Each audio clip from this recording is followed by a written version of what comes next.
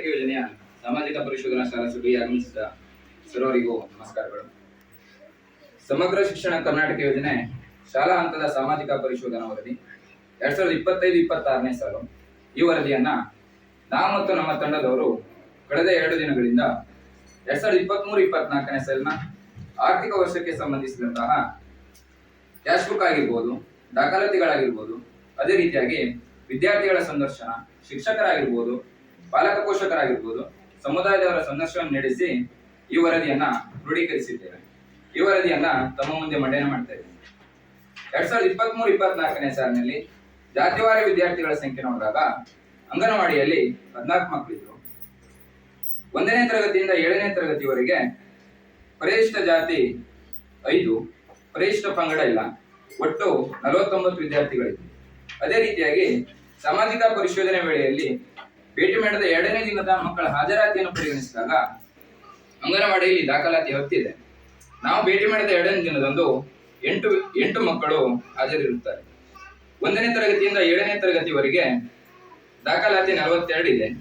ನಾವು ಭೇಟಿ ಮಾಡಿದ 2ನೇ ದಿನದಂದು 41 ವಿದ್ಯಾರ್ಥಿಗಳು ಹಾಜರಿರುತ್ತಾರೆ.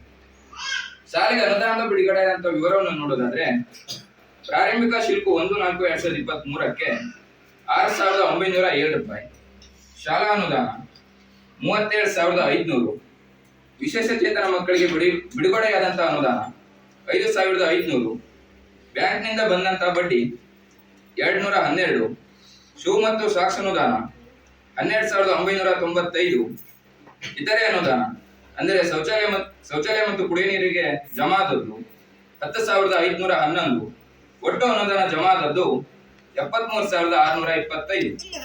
ಖರ್ಚಿನ ವಿವರವನ್ನು ನೋಡೋದಾದ್ರೆ, ಶಾಲಾ ಅನುದಾನದ ವೆಚ್ಚ 48,211, ವಿಶೇಷ ಚೇತನ ಮಕ್ಕಳಿಗೆ ಮಾಡಿದಂತಹ ವೆಚ್ಚ 5,500, ಶೌಚಾಲಯ ಮತ್ತು ಕುಡಿಯ ನೀರಿಗೆ ಖರ್ಚಾದದ್ದು 5,500, ಶೂ ಮತ್ತು ಸಾಕ್ಸ್ ವೆಚ್ಚ 12,995, ಒಟ್ಟು ವೆಚ್ಚ 72,206. ಅಂತಿಮ ಶುಲ್ಕ ನೋಡಿದಾಗ 31/3/2024ಕ್ಕೆ 1,419 ರೂಪಾಯಿ. ಅದೇ ರೀತಿಯಾಗಿ ಸಾಮಾಜಿಕ ಪರಿಶೋಧನೆ ವೇಳೆಯಲ್ಲಿ ಕಂಡುಬಂದ ಪ್ರಮುಖ ಅಂಶಗಳನ್ನು ನೋಡುವುದಾದ್ರೆ, ಸದರಿ ಶಾಲೆಯ ಆವರಣದಲ್ಲಿ ಹೊಸ ಬಾವಿಯ ಅವಶ್ಯಕತೆ, ಹೆಚ್ಚುವರಿ ಕೊಠಡಿ, ಮಕ್ಕಳು ಕುಳಿತುಕೊಳ್ಳಲು ಡೆಸ್ಕ್ ಮತ್ತು ಬೆಂಚ್ ಹಾಗೂ ಶಾಲೆಗೆ ರಂಗಮಂದಿರದ ಅವಶ್ಯಕತೆ ಇರುವುದನ್ನು ಶಿಕ್ಷಕರು, ವಿದ್ಯಾರ್ಥಿಗಳು, ಪಾಲಕ ಪೋಷಕರು ಮತ್ತು ಸಮುದಾಯದವರು ಸಂದರ್ಶನ ವೇಳೆ ತಿಳಿಸಿರುತ್ತಾರೆ. ಸದರಿ ಶಾಲೆಯಲ್ಲಿ ಅಡುಗೆ ಕೋಣೆ ಕಾಮಗಾರಿ ಅರ್ಧಕ್ಕೆ ನಿಂತಿದ್ದು ಅದನ್ನು ಪೂರ್ಣಗೊಳಿಸುವುದು ತೀರಾ ಅವಶ್ಯಕತೆ ಇರುವುದಾಗಿ ವಿದ್ಯಾರ್ಥಿಗಳು, ಶಿಕ್ಷಕರು, ಪಾಲಕ ಪೋಷಕರು ಹಾಗೂ ಸಮುದಾಯದವರು ಸಂದರ್ಶನ ವೇಳೆ ತಿಳಿಸಿರುತ್ತಾರೆ. ಮಳೆಗಾಲದಲ್ಲಿ ತರಗತಿ ಕೊಠಡಿಗಳು ಸೋರುತ್ತಿದ್ದು ಮೇಲ್ಛಾವಣಿ ಅವಶ್ಯಕತೆ ಹಾಗೂ ಕಿಟಕಿಗಳು ದುರಸ್ತಿಯಲ್ಲಿದ್ದು ಕಿಟಕಿಗಳನ್ನು ಸರಿಪಡಿಸುವಂತೆ ವಿದ್ಯಾರ್ಥಿಗಳು, ಶಿಕ್ಷಕರು ಹಾಗೂ ಪಾಲಕ ಪೋಷಕರ ಸಂದರ್ಶನ ವೇಳೆ ತಿಳಿದು ಬಂದಿರುತ್ತದೆ. ಸದರಿ ಶಾಲೆಗೆ ವೈಫೈ ಹಾಗೂ ಸ್ಮಾರ್ಟ್ ಟಿವಿ, ಪ್ರೊಜೆಕ್ಟರ್, ಕಂಪ್ಯೂಟರ್ ಹಾಗೂ ಬ್ಯಾಂಡ್ ಸೆಟ್ ಅವಶ್ಯಕತೆ ಇರುವುದನ್ನು ವಿದ್ಯಾರ್ಥಿಗಳು, ಶಿಕ್ಷಕರು, ಪಾಲಕ ಪೋಷಕರು ಹಾಗೂ ಸಮುದಾಯದವರ ಸಂದರ್ಶನ ವೇಳೆ ತಿಳಿದು ಬಂದಿರುತ್ತದೆ.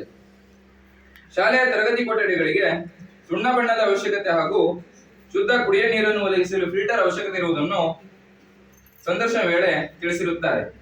ಸದರಿ ಶಾಲೆಯಲ್ಲಿ ಕೈ ತೊಳೆಯುವ ಸ್ಥಳದಲ್ಲಿ ಶೀಟ್ ಅಳವಡಿಸಿಕೊಡುವಂತೆ ಸಂದರ್ಶನ ವೇಳೆ ತಿಳಿದು ಬಂದಿದೆ. ಭೋಜನ ಮಾತೆಯರ ಮಾಸಿಕ ವೇತನವನ್ನು ಹೆಚ್ಚಿಸುವಂತೆ ಸಂದರ್ಶನ ವೇಳೆ ತಿಳಿಸಿರುತ್ತಾರೆ.